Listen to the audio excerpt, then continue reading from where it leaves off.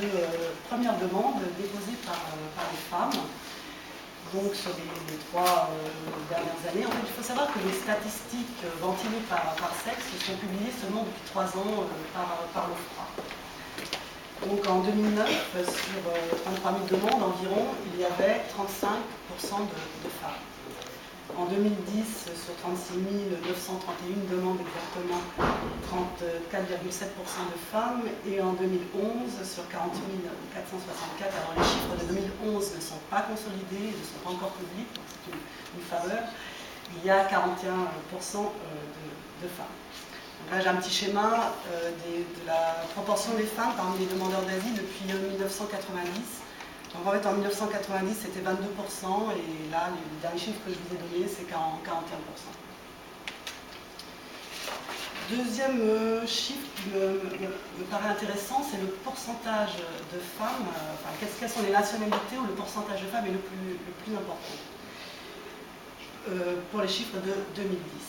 Donc le premier pays, c'est la République dominicaine, 78% de femmes, mais ça correspond en fait à 101 demandes, donc un chiffre assez faible. Ensuite, le Mali, 66%, le Sénégal, 58%, le Nigeria, pareil, 57%, la Chine, 56%, et là aussi, 52%. Donc la République dominicaine, pour aller vite, ce sont essentiellement en fait des femmes qui viennent se prostituer, donc ils ne mettent pas ça comme motif dans leur demande d'asile, mais c'est comme ça qu'on explique la part importante des femmes. Pour le Mali, le Sénégal, c'est le motif de l'excision, le Nigeria, la prostitution, la Chine, en fait, ce sont des couples, et la Russie, ce sont des femmes tchétchènes, veuves ou dont le mari a disparu. Donc ça, c'est la part, le pourcentage par nationalité. Après, selon les flux, évidemment, le nombre le plus important de femmes qui demandent l'asile n'est pas le même, parce que les flux importants, la République dominicaine n'est pas du tout un flux important en France.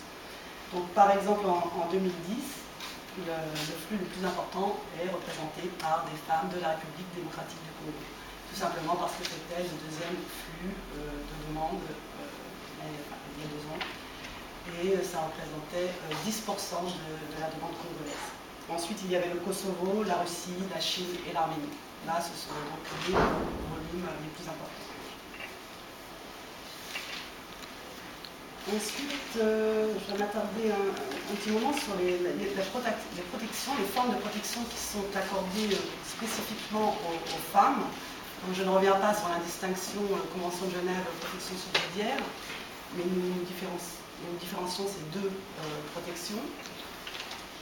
Donc en 2009, sur 4 487 protections accordées, il y en avait 36,7% accordées aux femmes. En 2010, 32% accordés aux femmes. En 2011, 31,5%. Ça, c'est par rapport à la demande féminine. Donc, sur X femmes qui avaient demandé l'asile en 2009, 36% ont eu une protection, en 2010, 32%, en 2011, 31%. Ce sont des chiffres qui sont relativement stables. Et d'une façon plus globale, si l'on prend l'ensemble des réfugiés protégés par la France, en 2010, la population féminine, parmi toutes les nationalités qui sont installées en France, représente 42% de cette population globale protégée.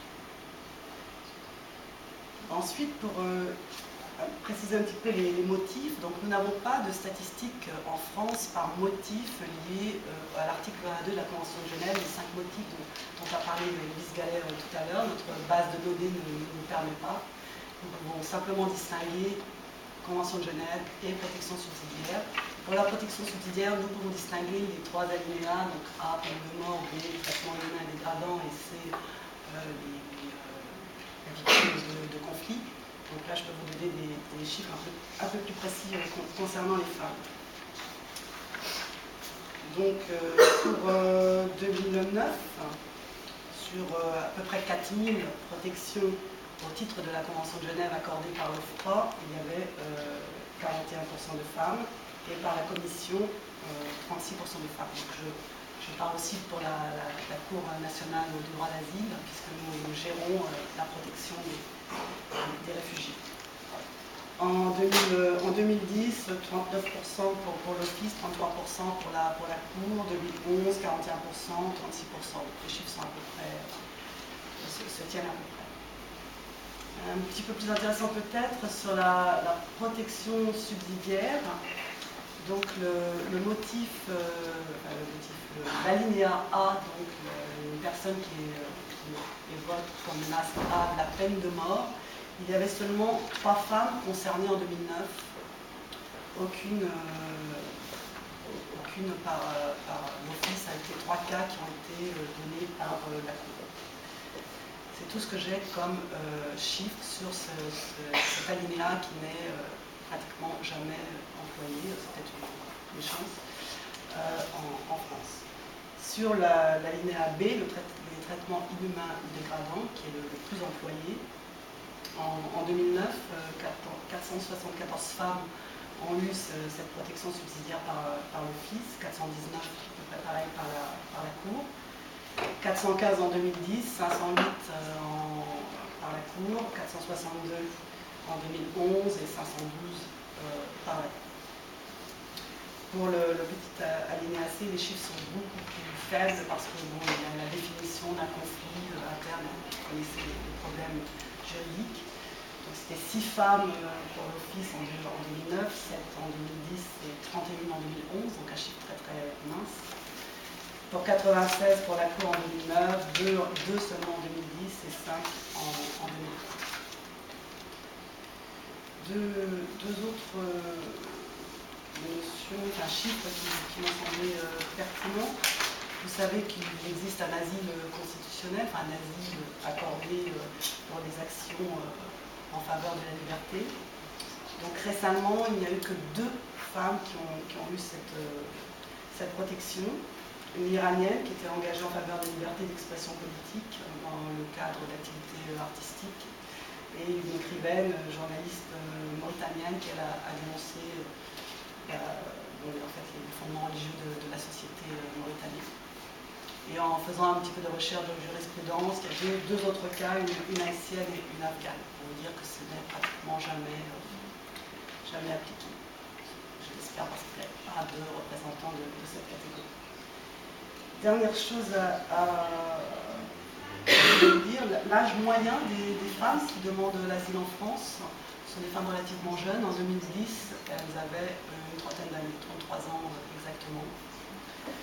Et elles sont mariées à 43%, célibataires à 36%, en concubinage à 9%, divorcées à 3% et veuves à 5%. Voilà à peu près les données que nous avons sur les femmes.